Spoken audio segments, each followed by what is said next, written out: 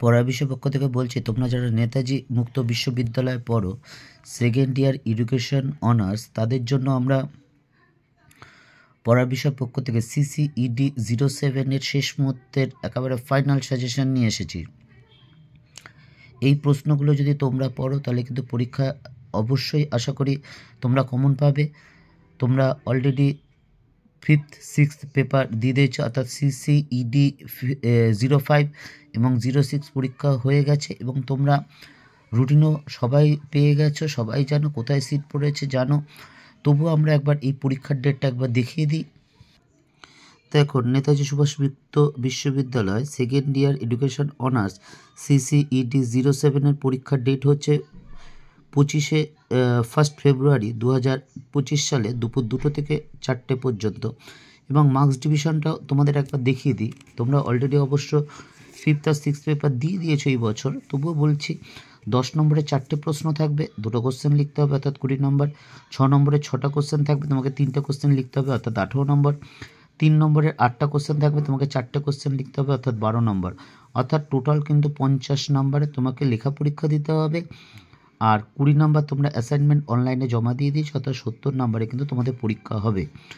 যেহেতু 6 বা 10 বেশ কিছু কোশ্চেন 6-এ আছে, সেগুলো কিন্তু 10এও আসতে পারে, বা 10-এর কোনো একটা অংশ 6-এও আসতে পারে বা 3-এও আসতে পারে, বা 10-এরই একটা অংশ একটি কোশ্চেন কিন্তু 6-এও আসতে পারে। কাজেই আমরা 10টা আলাদা করেছি, আর 6 আর 3 কোনো আলাদা করিনি, অর্থাৎ ওর মধ্যে থেকেই কিন্তু 3 নম্বরেরও আসবে। তা চলো কথা না বাড়িয়ে সাজেশনটা আমরা শুরু করি। এবং আমরা পড়ার বিষয় পক্ষ থেকে তোমাদের এই 5th পেপার CCED 5th এবং CCED 6th পেপারের সাজেশন দিয়েছিলাম। তোমরা দেখেছো কী পরিমাণ কমন পেয়েছে। তোমরা বিশ্বাস করতে পারো, আস্থা রাখতে পারো, কারণ দীর্ঘ 23-24 বছর শিক্ষকতার অভিজ্ঞতা থেকে দেখেছি শিক্ষার্থীদের এইভাবে সাজেশন করলে তারা কিন্তু অবশ্যই কমন পাবে। এটাও বলছি CCED 07-এ তোমাদের যতটুকু দরকার, অর্থাৎ 10 নম্বরে 4টে কোশ্চেন থাকবে, 2টো কোশ্চেন লিখতে হবে। এই 2টো কোশ্চেন অবশ্যই আশা করি কমন পাবে। অ্যাজ সেম 6 নম্বরে 6টা কোশ্চেন থাকবে, 3টে কোশ্চেন লিখতে হবে। তুমি 6টা কমন নাও পেতে পারে, 5টা নাও পেতে পারে, 4টে, কিন্তু 3টে মিনিমাম কিন্তু কমন পাবেই। কাজেই তোমরা এগুলো একটু দেখে যেও, যদি ভালো লাগে বা উপকার হয় নিশ্চয়ই আশা করি 5th আর 6th অর্থাৎ CCED 05 আর 06 অবশ্যই তোমরা দেখেছো কী পরিমাণ এসেছে। সেই অনুসারে যদি মনে হয়, বিশ্বাস করো বা ভালো লাগছে বা উপকার হয়, তাহলে অবশ্যই চ্যানেলটি লাইক করো বা সাবস্ক্রাইব করো, বেল আইকন টিপে রেখো। কারণ তোমরা জানো আমরা কোনো কিছু বিনিময় দিই না, আমরা সম্পূর্ণ এই চ্যানেলের মাধ্যমে তোমাদের সামনে তুলে ধরি। কারণ আমরা যারা এই সাথে যুক্ত, অর্থাৎ পড়ার বিষয়ের সাথে যুক্ত, তারা বিভিন্ন স্কুল কলেজের সাথে দীর্ঘদিন ধরে জড়িত আছি। আমি ব্যক্তিগতভাবে প্রায় 23-24 বছর ধরে শিক্ষকতা করছি।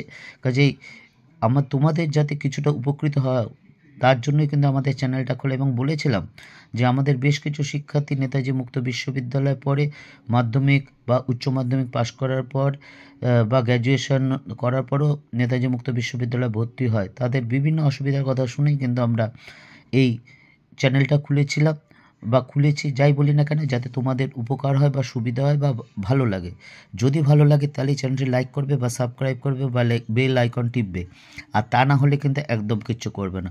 যাই হোক, 10 নম্বরে এই কোশ্চেনগুলো করো, আশা করি অবশ্যই তোমরা কিন্তু কমন পাবে। দেখো, প্রথম প্রশ্ন,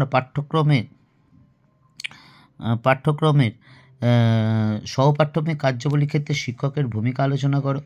পরের প্রশ্ন, পাঠ্যক্রমের শ্রেণীবিভাগ করো। 3 নম্বর, পাঠ্যক্রমের একটি গুরুত্বপূর্ণ নির্ধারক হিসেবে শিশুর প্রয়োজনীয়তা বা চাহিদা বিবেচনা করো। 4 নম্বর, গ্রাসরুট মডেল দৃষ্টিভঙ্গির 7টি প্রধান পদক্ষেপের কথা উল্লেখ করো।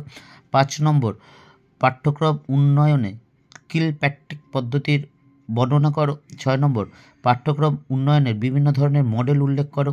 7 নম্বর, পাঠ্যক্রম উন্নয়নের সমালোচনামূলক তত্ত্ব বা মডেলগুলি আলোচনা করো। 8 নম্বর, পাঠ্যক্রমের পরিকল্পনা বিবেচনার প্রধান ক্ষেত্রগুলি আলোচনা করো। 9 নম্বর, UGC দ্বারা প্রবর্তিত 10 পয়েন্ট গ্রেডিং সিস্টেমের ওপর নোট লেখো।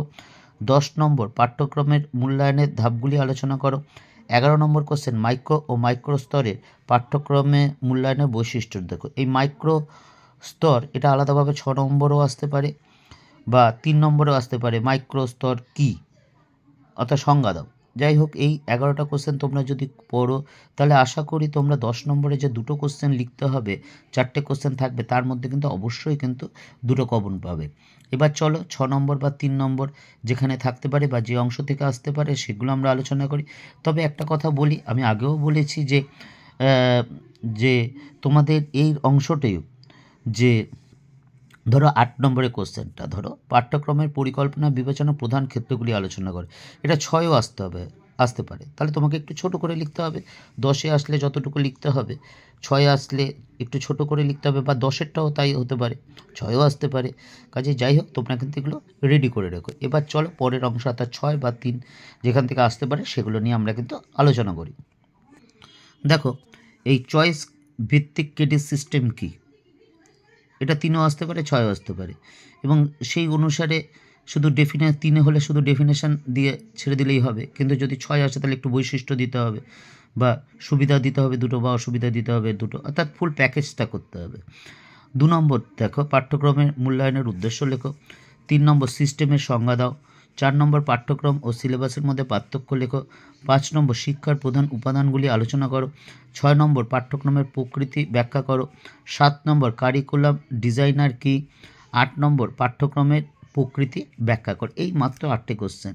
কাজে বুঝতে পারছো তোমাদের এখনও প্রায় 1 মাসের মতো পরীক্ষা বাকি আছে। কাজে তোমরা যদি এখনও এগুলো একটু ভালো করে পড়ো, কারণ নেতাজি মুক্ত বিশ্ববিদ্যালয়ে বেশ কিছু শিক্ষার্থী আছে সত্যি তারা পড়ার সময় পাও না, কারণ তাদের সার্ভিস করতে হয় এবং প্রাইভেট ফার্মে বা প্রাইভেট জায়গায় করো, ছুটিও পাও না ঠিক মতো, এবং সকালে যাও সেই রাত্রে আসো।